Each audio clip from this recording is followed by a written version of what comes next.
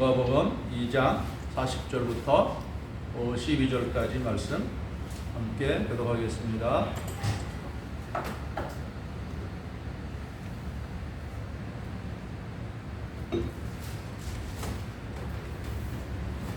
아기가 자라며 강하여지고 지혜가 충만하며 하나님의 은혜가 그의 위에 있더라.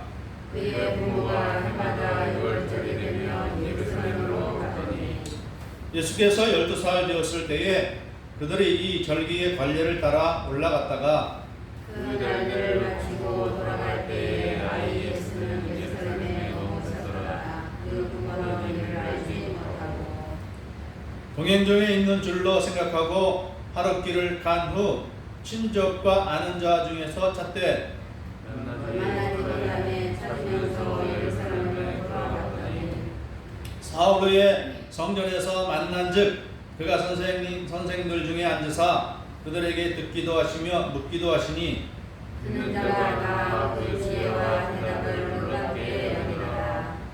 그의 부모가 보고 놀라며 그의 어머니는 이르되 아이야 어찌하여 우리에게 이렇게 하였느냐 보라 내 아버지와 내가 근심하여 너를 찾았노라. 예수께서 이르시되 어찌하여 나를 찾으셨나이까 내가 내 아버지 집에 있어야 될 줄을 알지 못하셨나이까 하시니 그 부모가 그가 하신 말씀을 깨닫지 못하더라. 예수께서 함께 내려가사 나사렛에 이르러 순종하여 가르치시더라. 그 어머니는 이 모든 말을 마음에 두니라. 함께 예수는 지혜와 키가 자라가며 하나님과 사람에게 더욱 사랑스러워 가시더라. 아멘. 오늘 말씀의 제목은 예수님의 어린 시절입니다. 신약 성경에서 예수님의 어린 시절에 대해서 기록한 것은 이 누가복음에만 있습니다. 다른 곳에서는 예수님의 어린 시절에 대해서 말씀하는 부분이 전혀 없어요. 그것은 아마도 이 누가라는 사람이 예수님의 어머니 마리아를 직접 만난 것이 아닐까 싶어요. 그래서 누가복음에 있는 많은 기록들은 특별히 세례 요한의 출생과 그의 부모에 대한 이야기, 또 마리아에 대한 이야기가 상세하게 나온 것을 보면 누가가 예수님의 어머니 마리아를 살아있을 때에 살아있었던 그 마리아를 만나서 이런 이야기를 다 들은 것 같아요. 근데 더 자세하게 이 12살 때 있었던 이 이야기 외에도 수많은 일들이 있었겠죠. 그런데 이제 오늘날 같으면은 아마도 기자와 같은 그런 시각을 가졌으면 녹음도 해서 상세히 기록을 했을 텐데 옛날에는 또 사람이 기록하는 것이 이렇게 쉽지 않았던 때였기 때문에 아마도 12살적의 일만을 이렇게 기록하는 것으로 여겨집니다.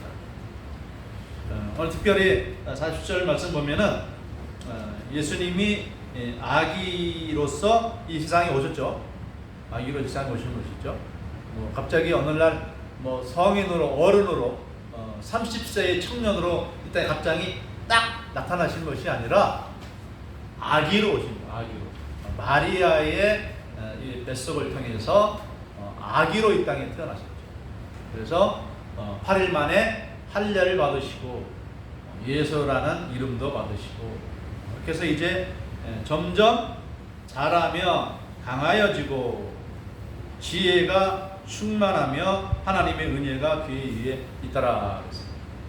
또 마지막으로 우리가 읽은 52절 말씀에서는 예수는 지혜와 키가 자라가며 하나님과 사람에게 더욱 사랑스러워 가시더라. 이렇게 그 말씀도 합니다.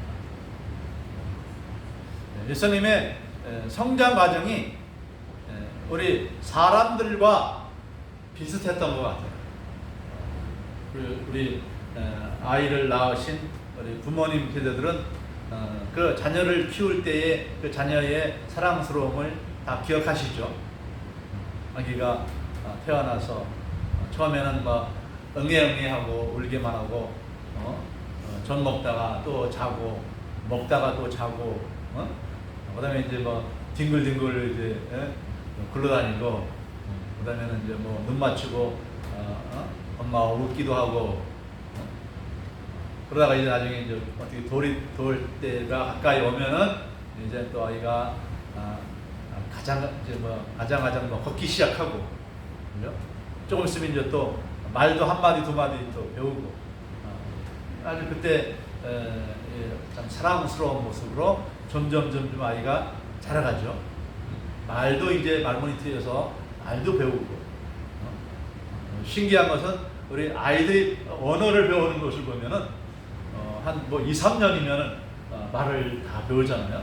그래서 우리 사람들이 하는 그 말들을 다 이해하고 반응하잖아요. 그런데 우리가 영어를 배울 때는 그게 안 된다는 게 참 신기해요. 중학교 때부터 요즘엔 또 초등학교 때부터 영어를 배우잖아요. 그렇게 오랫동안 영어를 배웠어도 막상 영어를 말하는 외국 사람하고 만나서 이 얘기를 하려면 뭔 말인지 들리질 않고 어떻게 대답해야 할지 모르고 이런 상황이 있어요. 아무튼 이 예수님의 이 성장 과정도 일반 그런 사람들의 성장 과정과 같이 조금씩 자라난 것이죠. 태어나자마자 막 말을 하고 태어나자마자 막 걷고 그런 것은 아니죠.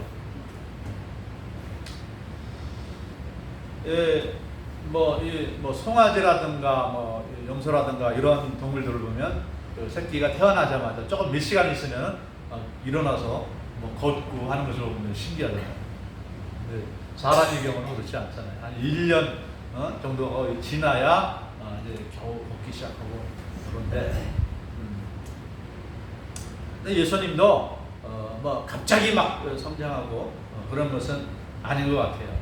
예수님도 이제 막 걸음마도 배우고 그다음에 말도 배우고 조금씩 이제 생각하는 것도 좀 생각하는 이제 이것도 폭도 넓어지고 그렇겠죠. 근데 예수님이라는 존재는 일반 사람들과는 좀 다르잖아요. 우리 일반 사람들의 경우에는 우리가 이제 교리적으로 믿는 것이 영혼의 출생에 대해서 우리가 창조설을 믿습니다. 우리 장로교 우리 입장에서는 우리 부모님에 의해서 모태에 우리의 생명체가 형성될 때에 하나님께서 그 영혼도 함께 창조해 주신 것입니다. 그렇게 봅니다. 그런데 예수님의 경우에는 선제설이라고 합니다. 선제설. 태어나기 이전부터 그 영혼이 먼저 존재했어요. 존재하는데 성령으로 마리아의 몸에 잉태될 때에 그때에 예수님의 영혼이 그 속에 들어갔다. 이렇게 봅니다. 선제설입니다. 선제설. 어떤 신학자들은 우리 사람들의 영혼도 선제설로 있었다 이렇게 말하는 사람들이 있습니다. 우리 이 불교는 선제설을 말하죠. 불교. 전생이 있다고 전생이 있어서 전생에 있다가 또 전생에서 어떻게 살았느냐에 따라서 또 금생으로 나타나서 그다음에 금생에서 어떻게 살아가느냐에 따라서 내생에서 또 어떻게 태어날지 하여튼 뭐 윤회가 계속 이루어지는 것으로 이야기를 하는데 그래서 이제 우리 인간들도 먼저 태어나기 이전에 영혼들이 있었는데 죄를 많이 지은 영혼들이라 태어날 때부터 이렇게 인간이 원죄를 가지고 태어난다 이렇게 말을 하는 사람도 있어요. 근데 성경에서는 그런 말이 전혀 없습니다. 처음에 우리 사람 만드실 때 하나님 보시기에 좋았더라 이렇게 말하기 때문에 그리고 아담과 하와는 태어나자마자 뭐 죄를 지은 것이 아니기 때문에 원죄가 있다 이렇게 볼 수가 없잖아요. 그래서 우리 사람들의 경우에는 이 창조설 우리 인간이 생명이 육체가 생명을 가지기 시작할 때 같이 함께 창조했다고 합니다. 또 다른 그 우리 인간의 영혼에 대해서 하나는 유전설입니다. 유전설이 있는데, 유전이라는 건 뭐냐면 사람이 그 부모의 형질을 받아서 태어나잖아요. 아버지 형질과 엄마 형질을 둘을 받아서 그 자녀의 생명으로 탄생하잖아요. 그것처럼 우리 인간의 영혼도 그 부모의 영혼에 의해서 태어났다, 이렇게 보는 사람들도 있어요. 근데 그것을 우리가 믿지 않는 것은 그러면 천사들도 남자 천사, 여자 천사가 있어가지고 애기 천사를 낳느냐? 그것은 없다고 말합니다. 예수님께서 이 부활에 대해서 교리적으로 따지기 시작한 이 사두개인과 이야기할 때 사람들이 부활 이후에는 천사들처럼 시집가거나 장가가는 것이 없다 그랬어요. 천사들은 시집가거나 장가가는 것이 없다. 천사들은 남자도 아니고 여자도 아닙니다. 천사들은 중성입니다. 결혼하지 않습니다. 그것처럼 우리 인간의 영혼도 아버지의 영혼과 어머니의 영혼이 합쳐져서 자녀의 영혼이 태어나는 이런 것은 있을 수가 없다는 것이. 그래서 영혼 창조설입니다. 그런데 예수님만은 특별하죠. 요한복음 1장에서 보면은 태초에 하나님이 계셨다 이렇게 말하죠. 하나님이 말씀이 계시니라 그랬는데, 이 말씀은 곧 하나님이시고 이 하나님은 바로 예수 그리스도라고 말씀합니다. 그래서 마리아의 몸에서 태어난 아기 예수님은 육체는 마리아의 몸을 빌린 것이지만 그 영혼은 하나님이시란 말이에요. 그러면 이 예수님은 언제부터 자기가 하나님이라는 사실을 알았을까 하는 거예요. 왜냐하면 성장 과정이 인간과 똑같이 성장했기 때문에, 처음에는 아기의 시절을 지나서 이제 조금 성장해서 5살, 6살, 오늘 말씀에는 12살 때의 일이 나온 것이죠. 근데 이때까지는 이 예수님의 부모인 요셉과 마리아는 예수님이 하나님의 아들이라는 이러한 사실을 잘 깨닫지 못했던 것 같아요. 아무튼 이 12살 때 오늘 본문에 나온 이 사건 때문에 이 아이 예수님에 대해서 다시 한번 생각하게 되는 그런 기회가 됐던 것 같아요. 자, 예수님의 부모는 해마다 6월절이 되면은 예루살렘에 올라갔다. 율법에 모든 유대인들은 20세 이상 된 유대인 남자들은 명절이 되면은 예루살렘에 올라가서 하나님 앞에 제사를 드리는 의무적입니다. 그런데 예수님의 부모는 자녀들이 있었기 때문에 매 명절 때마다 예루살렘에 올라간지 모르지만은 6월절이 되면은 온 가족이 함께 올라간 것입니다. 함께. 율법에 의하면 20세 이상 된 남자들에게만 의무가 주어졌지만 가족끼리 함께 올라가는 경우가 많이 있었던 것 같아요. 이때 이제 예수님도 그 부모를 따라 예루살렘에 올라갔는데, 명절을 마치고 다시금 집으로 돌아가는데, 예수님의 부모인 요셉과 마리아가 예수님이 다른 사람들의 자녀들과 함께 어울리고 있었던 것으로 생각했던 것 같아요. 그래서 예수님이 안 보이지만은 그냥 무심코 나사렛으로 이제 내려가는 길이죠. 그런데 하루가 지나도록 아들 예수님이 안 보이는 거예요. 그래서 어디 있을까 막 찾고 헤매다가 도저히 못 찾아서 다시 예루살렘을 향해서 올라간 거예요. 그런데 오늘 본문을 보면은 44절에 보면은요. 44절에 보면, 자, 우리 같이 봅시다. 동행 중에 있는 줄로 생각하고 하룻길을 간 후 친족과 아는 자 중에서 찾되. 그러니까 이 예수님이 예루살렘 올라갈 때 단 부부와 예수님의 동생들과 함께 이렇게 올라가는 것이 아니라 친족들, 이웃들이 함께 올라갑니다. 함께. 그러니까 예루살렘으로 올라가는 사람들이 상당히 많았던 것이죠. 전국에서 예루살렘으로 올라가는 겁니다. 이 명절 되면 대단합니다. 우리나라도 이제 조금 있으면 이제 추석 명절 되면은 많은 사람들이 고향으로 가죠. 고향으로. 근데 이때 이스라엘 사람들은 명절 되면은 다 예루살렘으로 몰려가는데 가족 단위로 해서 막 걸으며 이야기하면서 막 며칠을 이렇게 막 이제 특별히 갈릴리 나사렛에서 예루살렘까지 가려면 며칠을 가야 돼요. 3, 4일을 가요. 3, 4일. 오늘 말씀 보면은 하루 종일 하루의 길을 갔다가 못 찾아서 다시 사흘 후에 성전에서 만났다. 모두가 나흘입니다. 나흘.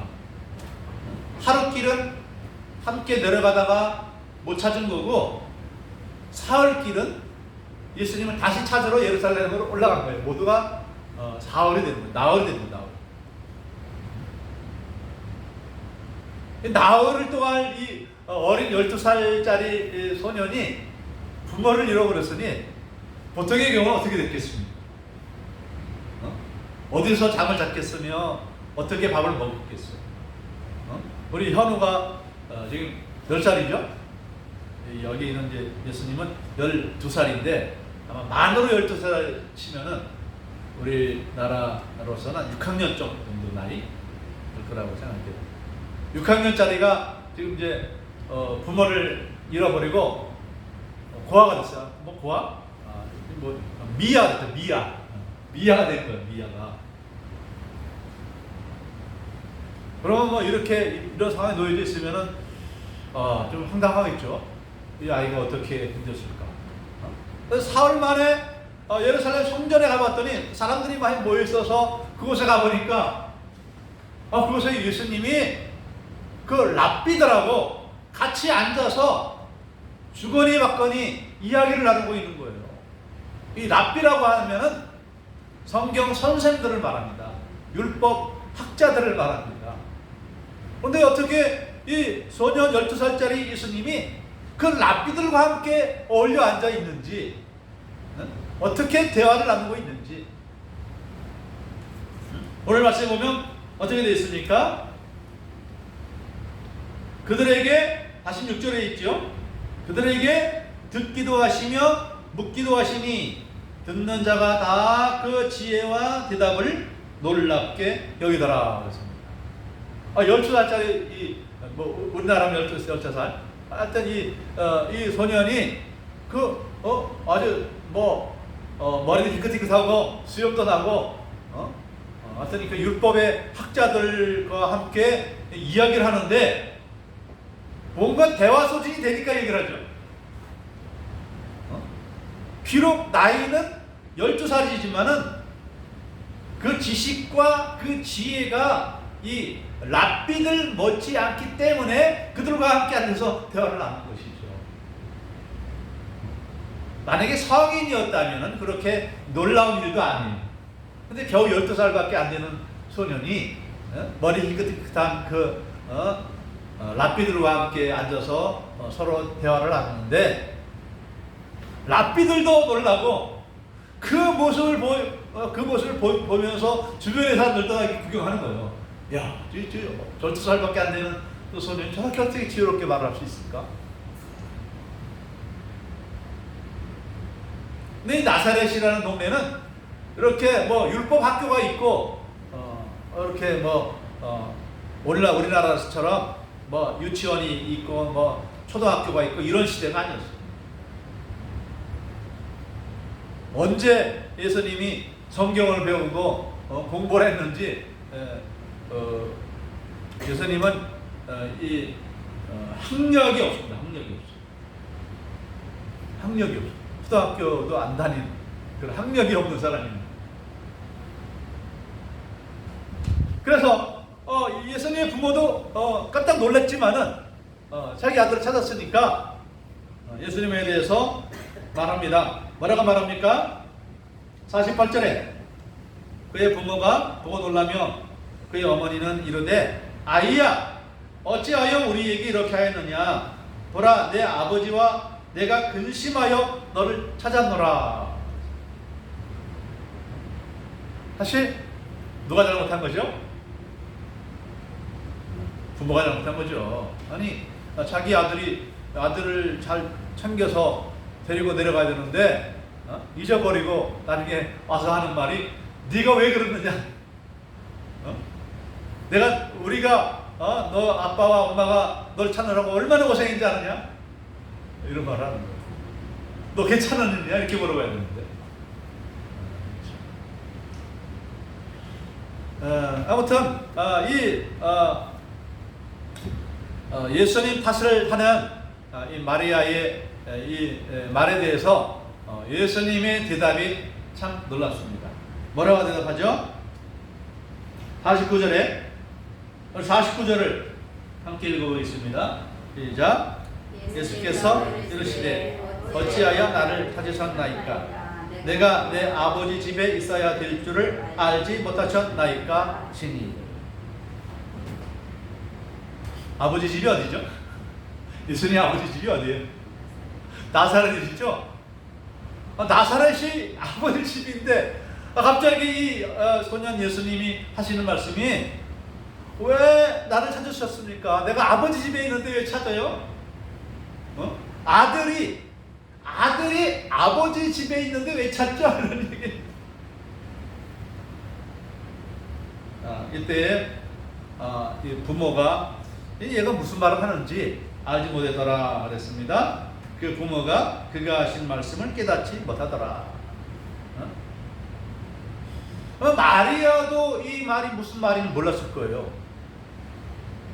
내가 내 아버지의 집에 있어야 될 줄을 모르십니까? 왜 저를 찾죠? 찾는 게 어리 이상한 건가요? 자, 어린 예수님은 왜 이런 말을 한 것이죠? 어린 예수님이 말씀한 정신 좀 차리세요. 우리 두 어린 소녀들 말씀 잘 들어야죠. 이제 여기 왔으니까 듣고 가세요.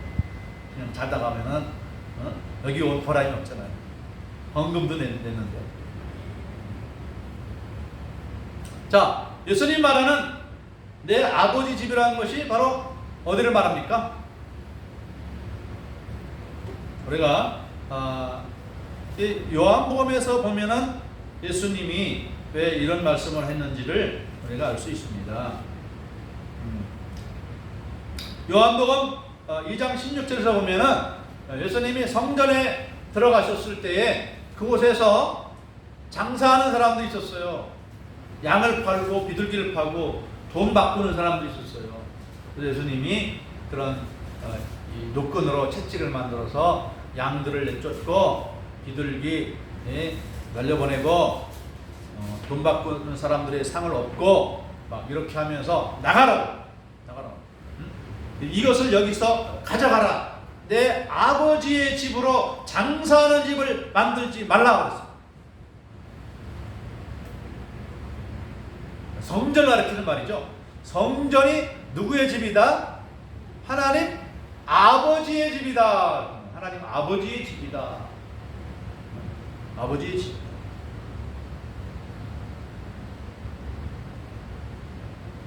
이 말을 보면은 예수님이 이 12살 때 내 성전이 바로 내 아버지의 집이라고 하는 것은 예수님이 자신이 어떤 존재라고 하는 것을 알았다는 말씀입니다.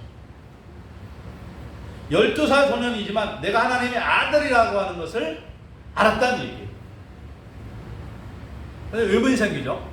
예수님은 언제부터 당신이 하나님의 아들인 줄을 알았었어요? 언제부터 알았을 것 같아요?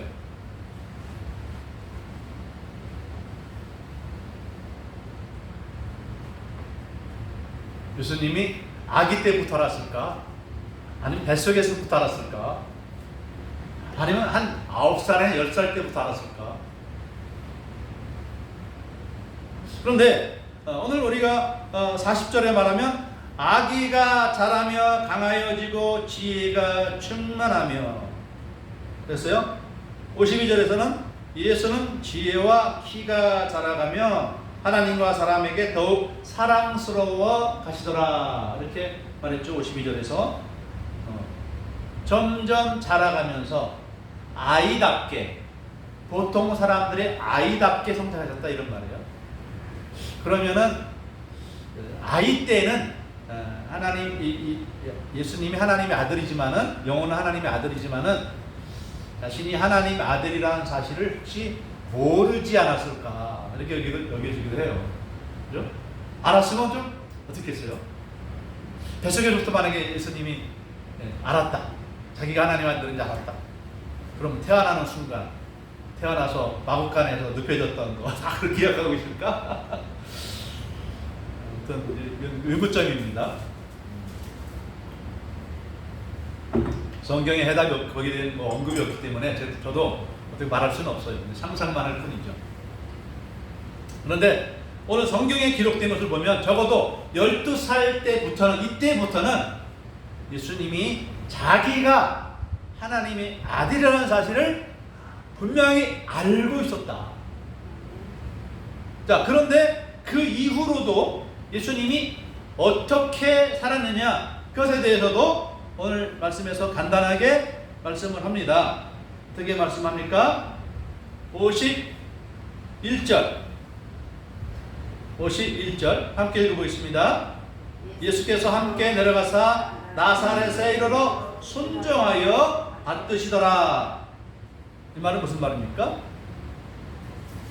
예수님이 자기가 하나님의 아들이라는 사실을 알고 있지만은 그 부모님을 부모로서 공경하며 섬겼다는 거예요.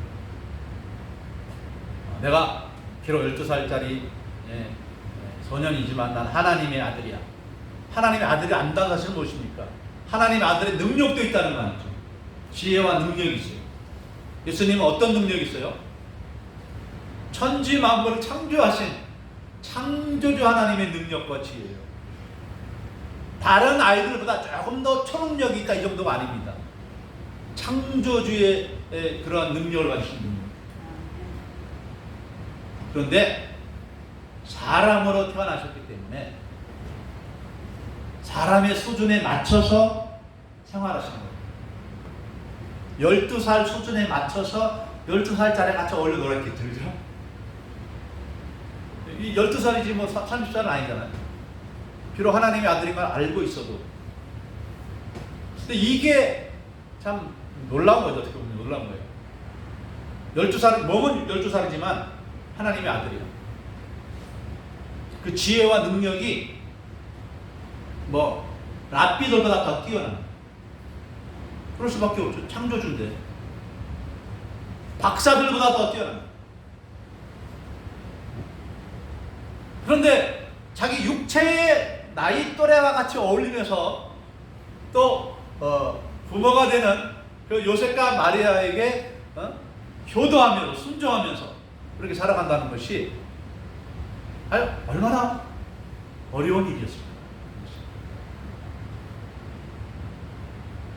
오늘 여기 연세 많으신 분들이 계시죠? 네? 우리 연식이보다 더 이제 연세 많으신 분들이 60이 넘은데 어느 날 갑자기 내가 영혼 교체가 이루어져 가지고 10살짜리 몸으로 들어갔다. 내 영혼이 10살짜리 몸으로 들어갔다.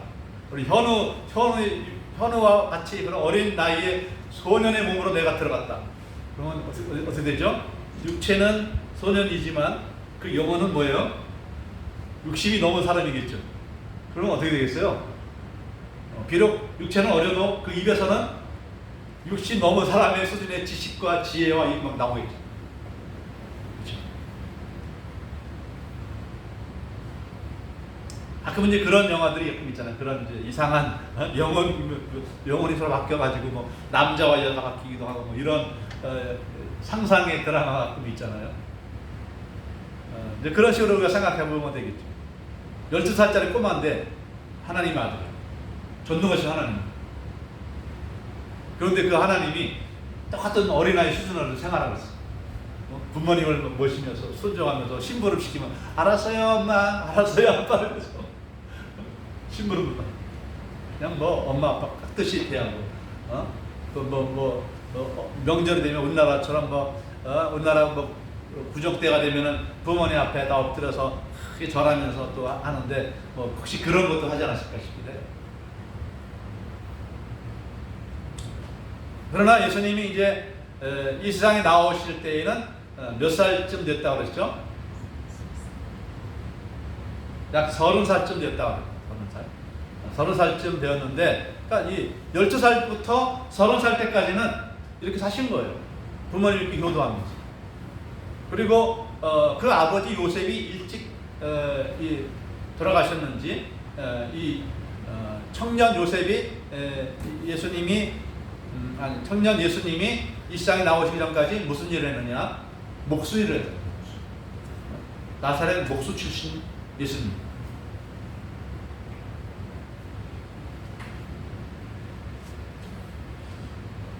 그러면 예수님은 하나님의 아들로서 이 세상에서 무슨 일을 하신 것인가? 왜 그렇게 오랫동안 30세까지 이렇게 전능하신 하나님 30세까지 이렇게 인간 노릇을 하고 있다는 그 자체가 얼마나 어려웠을까요? 그래서 예수님은 십자가에서 십자가 달려 죽으시기까지 유대인들에게 막 매맞고 뭐 신문당하고 또 십자가에 매달리고 한 이것만 예수님의 고난이 아니고 일상에 사시던 33년의 모든 생애가 다 힘들고 어려운 삶을 살아가시는 거예요.